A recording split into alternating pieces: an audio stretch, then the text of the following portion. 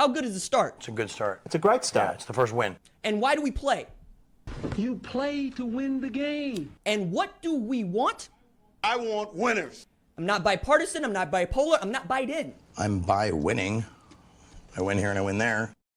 What's up, kinfolk? It's RJ Young. I am not on a step mill. If this is your first time watching Adapt and Respond, thank you for joining us here. We talk college football. We talk football year-round. If you're into that, join the more than 139,000 folks that subscribe to the channel and answer the question in the comments below. It's a great way to participate in the community and get started.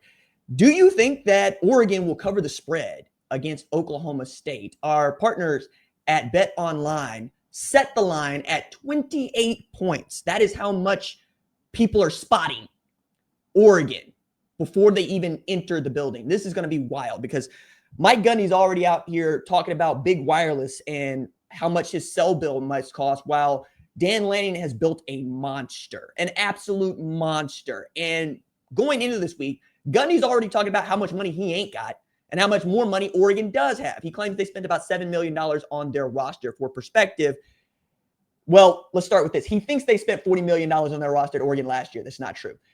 Troy Dannon actually put a number to this, and it's the one that we think is most applicable. It's $23 million, which is more than the number that was assigned to Ohio State, about $20 million for the roster, but the teams were just as good. Like Oregon beat Ohio State, was the number one ranked team in the country, went into the Rose Bowl's college football playoff quarterfinal, got beat like they stole something by that same Ohio State team that won the national championship. And you've seen how Ohio State was able to reload because the coffers are never empty there. They invest in football because that is the straw stirring the drink, and everybody at Ohio State's pulling in the same direction. Same thing is true of Oregon.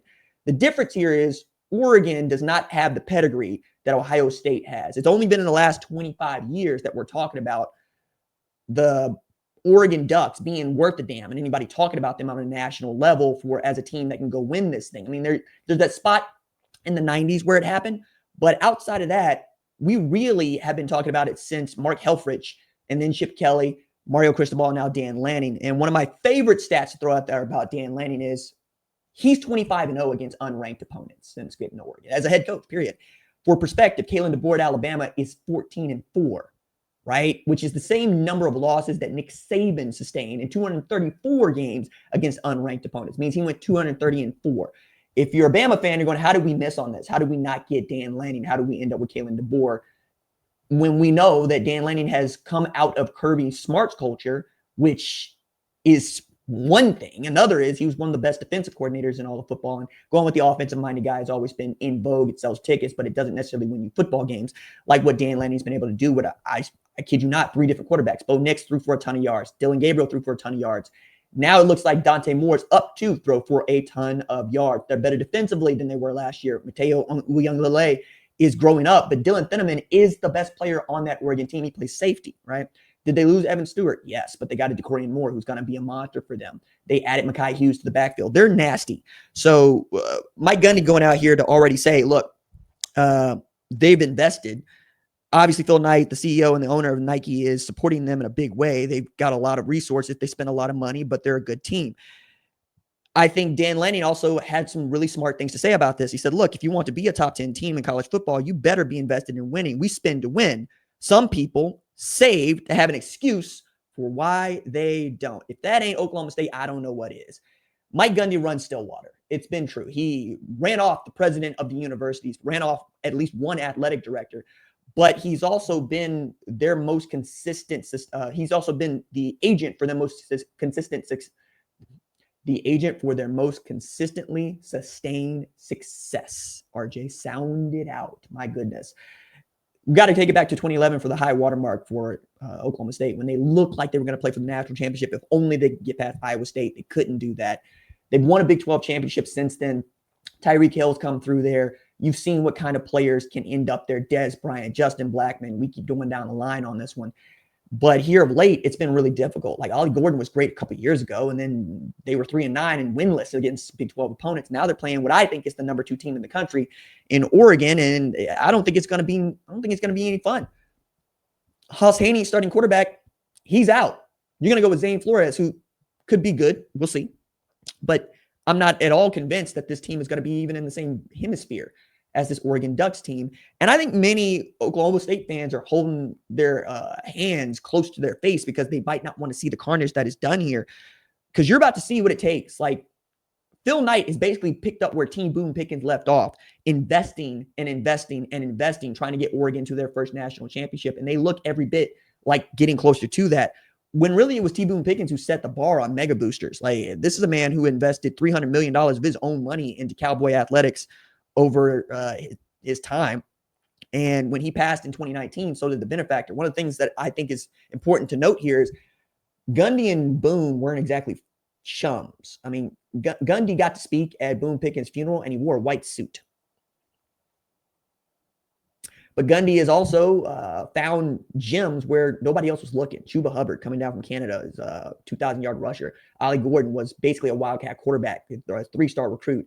That's his bread and butter, getting Brennan Presley to come through after watching him make an acrobatic catch at a 7-on-7 that I was also at, because he starred at Bixby.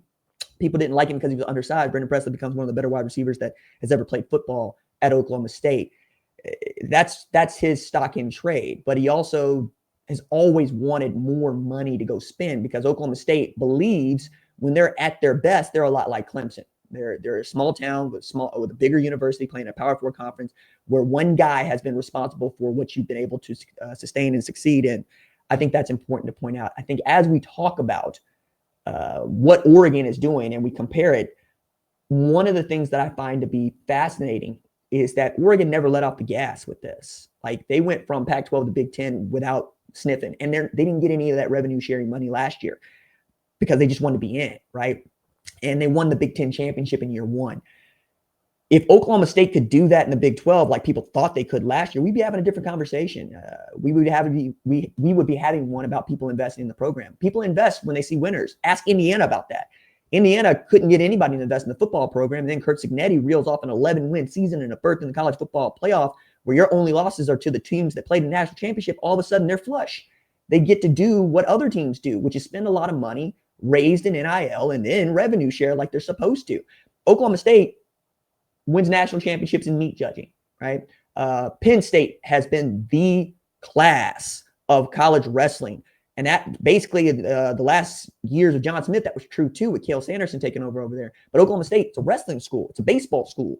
It's not been a football school except in the last 20 years. And even then, you can count on two hands the number of times they've been able to beat Oklahoma. And that used to be a marquee game for them. Now they're trying to figure out, okay, who do we measure against? Is it Kansas State? Is it Kansas? Is it Colorado? Is it Utah? So I'm here to tell you, they get beat like they stole something, like I think they are on Saturday afternoon. They're going to have another thing coming. I'm picking Oregon to cover the spread on this one, only because I think Dan Lanning's going to hear the numbers that are being thrown back at him and go, okay, cool. Let's just show you what $40 million can actually do to you, even though we didn't spend that.